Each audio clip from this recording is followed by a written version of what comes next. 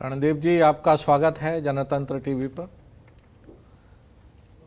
सबसे पहले तो यही कि कांग्रेस पार्टी पर आरोप लग रहा है कि कांग्रेस पार्टी इस संकट के दौर में भी राजनीति कर रही है और बजाय कि सरकार के साथ कंधा से कंधा मिलाकर चले, सरकार के सामने मुश्किलें पैदा कर रही है। इस पर आपको क्या कहना है? मिश्र जी, आरोप लगा कौन रहा है? सबसे पहले तो मैं ये कहता हूँ, पहले दिन ही श्रीमती सोनिया गांधी, कांग्रेस कार्य समिति, राहुल गांधी जी ने आगे बढ़कर ये कहा कि कोरोना के समय में हर सार्थक कदम के हम साथ हैं। कांग्रेस की सरकारों ने ऐसा कौन सा आदेश प्रधानमंत्री मोदी जी का जो नहीं माना? कौन सा ऐसा हुक्म है जो भारत सरकार से आया जो हमारी सरकारों ने नहीं माना? परंतु अगर आप ये कहें कि अब प्रजातंत्र नहीं तानाशाही होगी, अब आप सरकार गलत कदम उठाए, गलत निर्णय ले, जनता का गला घोटे, उसके बारे में भी आप सरकार को सचेत मत करो।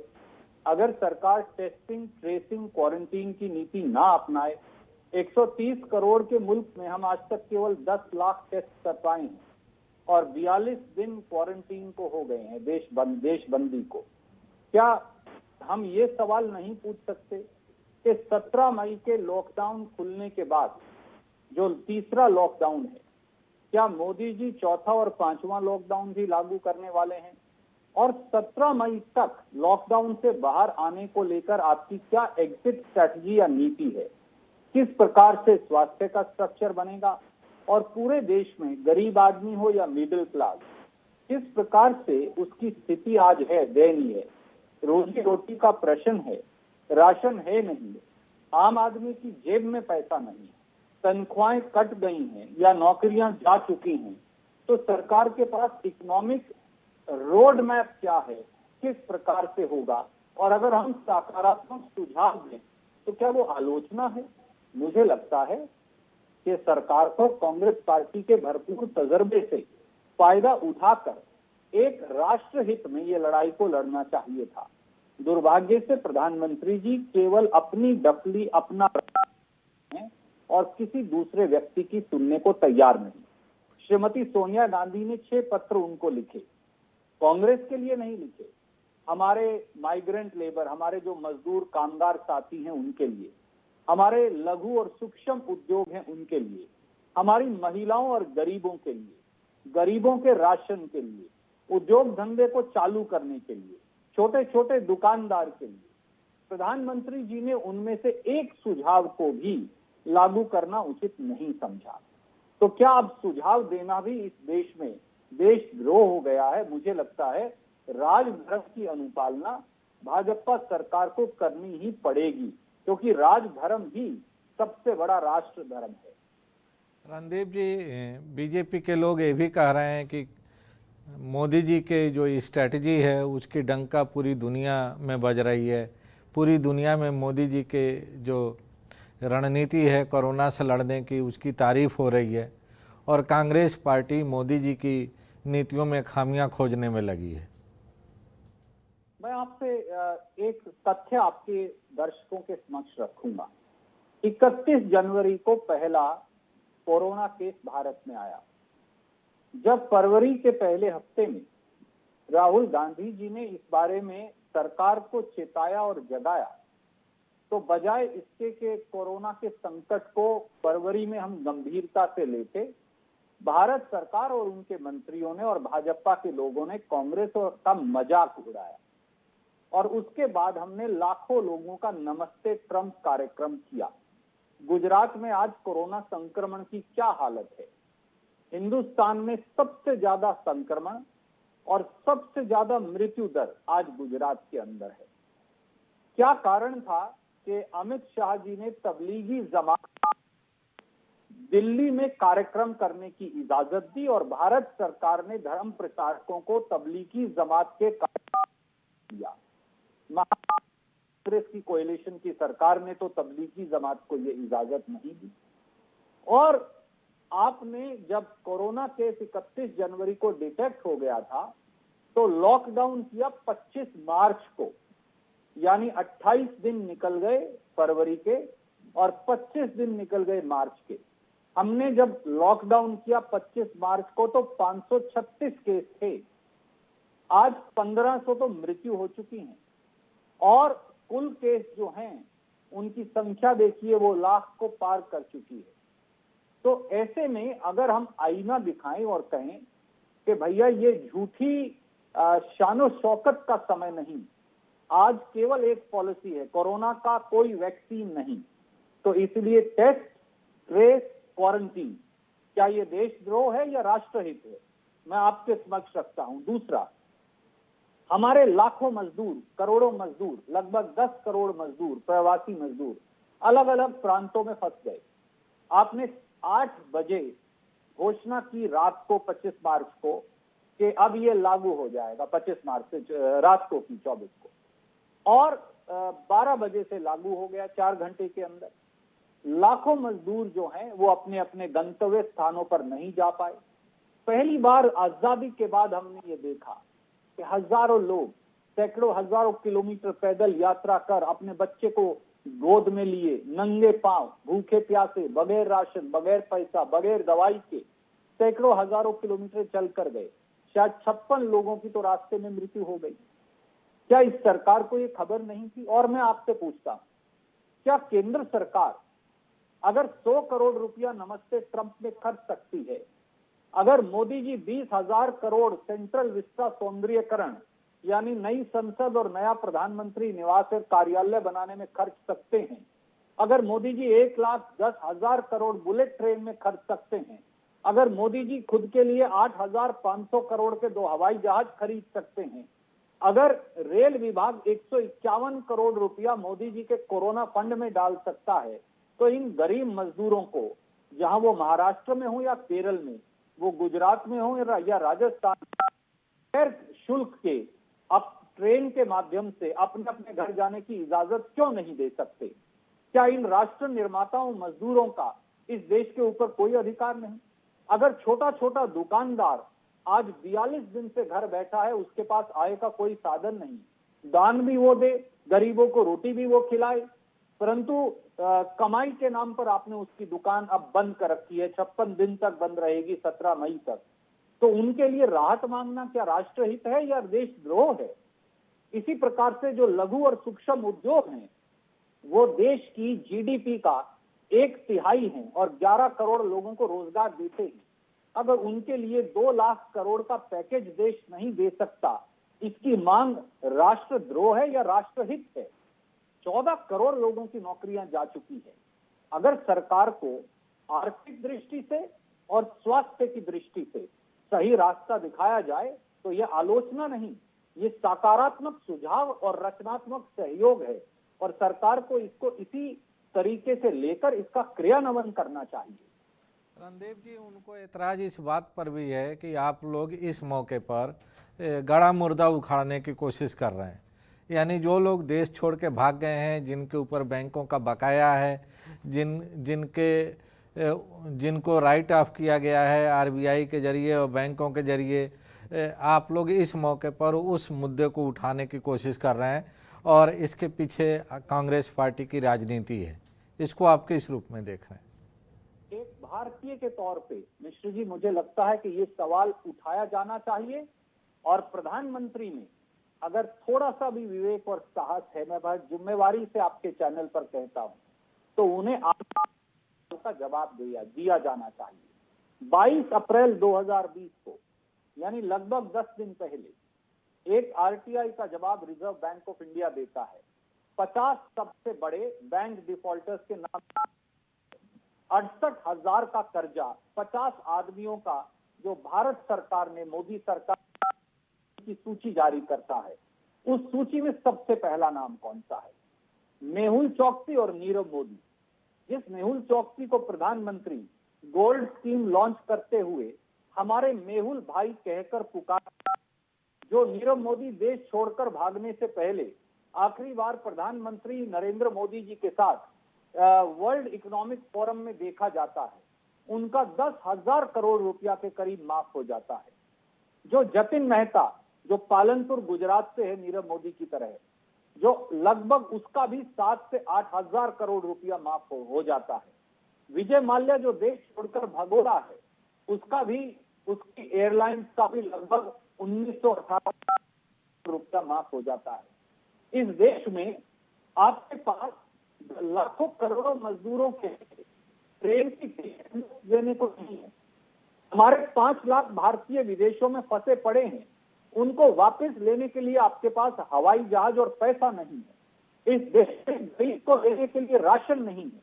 हिंदुस्तान के 113 लाख सरकारी कर्मचारी समेत हमारे डॉक्टरों, नर्सेज और पैरामेडिकल स्टाफ, उनके लिए आपके पास मात्र 37,000 करोड़ सालाना महंगाई भत्ता नहीं है जो देश की रक्षा करते हैं।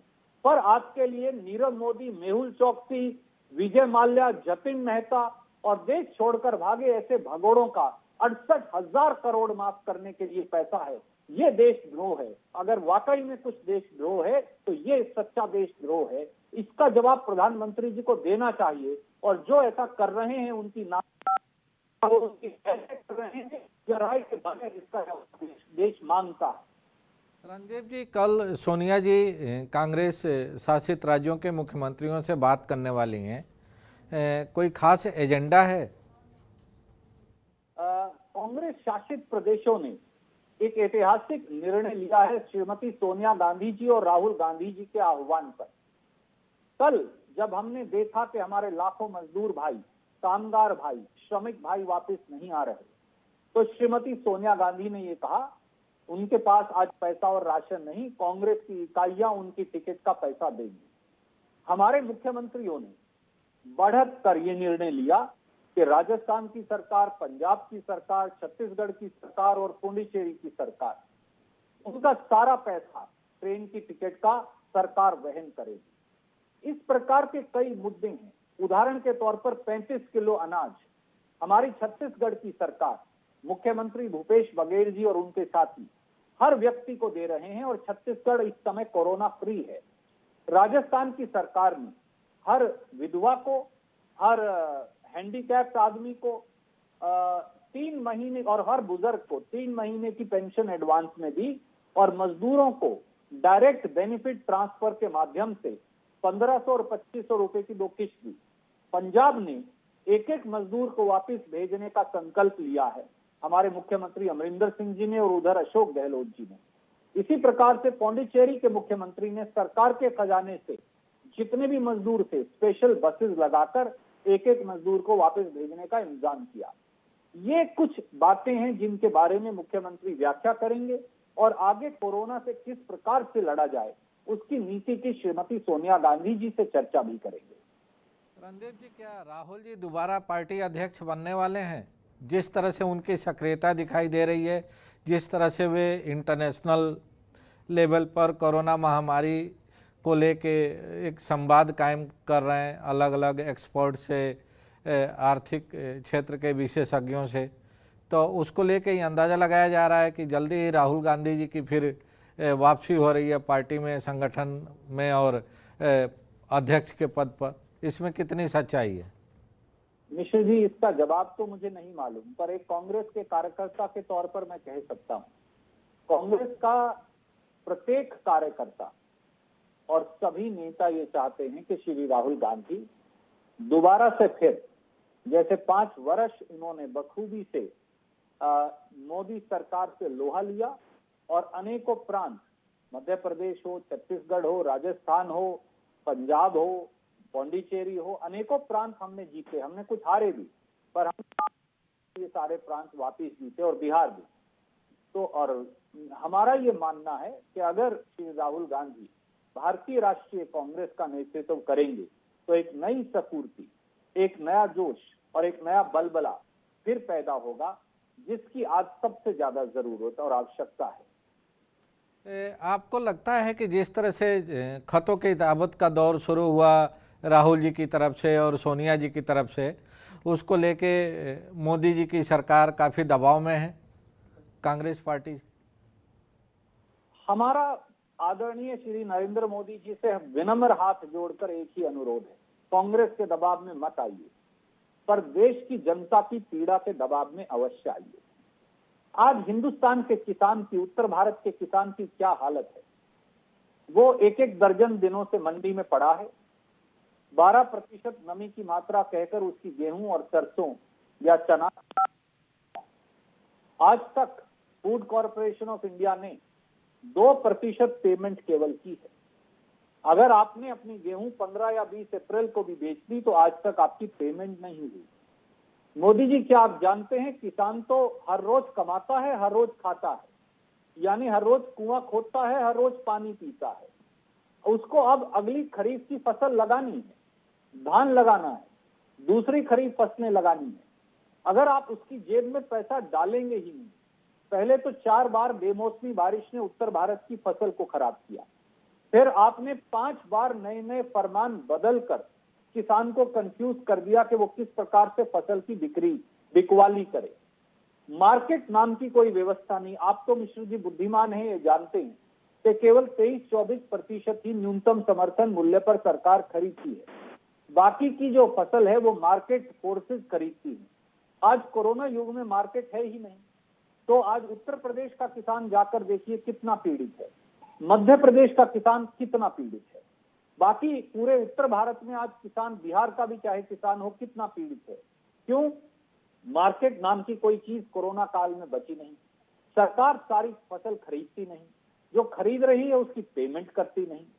इसीलिए बार बार सोनिया जी ने, वो किसान हो, वो लेबर हो, मजदूर हो, कामगार हो, श्रमिक हो, वो हमारे लघु और छोटे उद्योग हो, वो हमारे मध्यम वर्ग के लोग हों जिनकी तनख्वाहें काटी जा रही हैं, वो हमारे सरकारी और निजी क्षेत्र के कर्मचारी हों, वो छोटे छोटे 7 करोड़ हिंदुस्तान के दुकानदार हों, उनके भले को लेकर बार बार पत्र लिखा और कहा कि आपको ये कदम उठाने चाहिए। ये सुझाव अगर मोदी जी लागू करेंगे तो राजनीतिक लाभ किसका होगा? मोदी जी और भाजपा का होगा।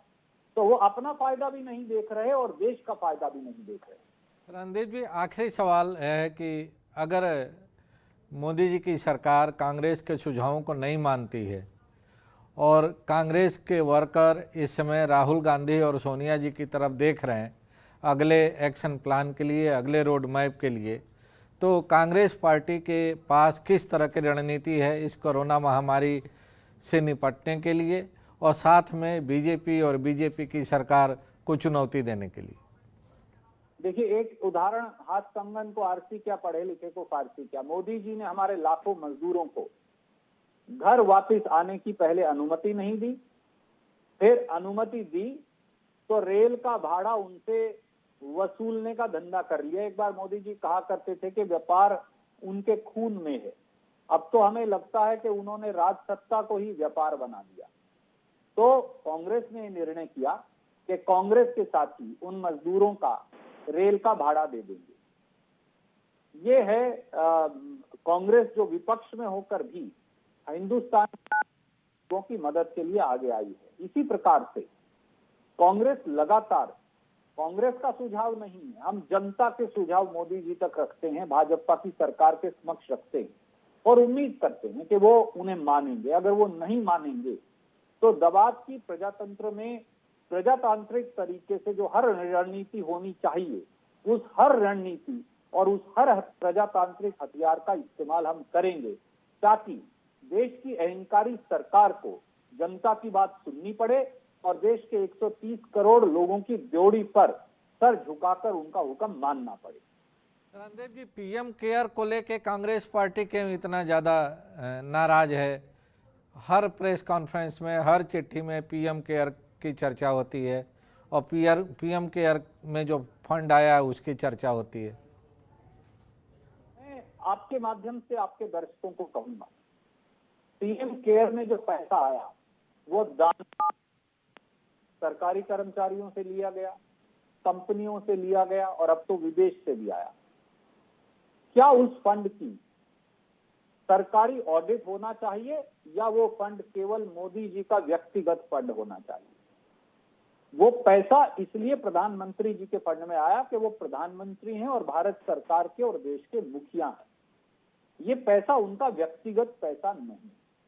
और आप ये जानते हैं कि अगर कोई पैसा सरकार के खाते में आए तो सरकार के कंट्रोलर एंड ऑडिटर जनरल, जिसे कैग कहते हैं, CAG, वो उसका ऑडिट करते हैं। मोदी जी ने एक विशेष निर्णय किया कि पीएम केयर फंड जो उनके पास है उसका सरकार की कोई एजेंसी ऑडिट नहीं कर पाएगी।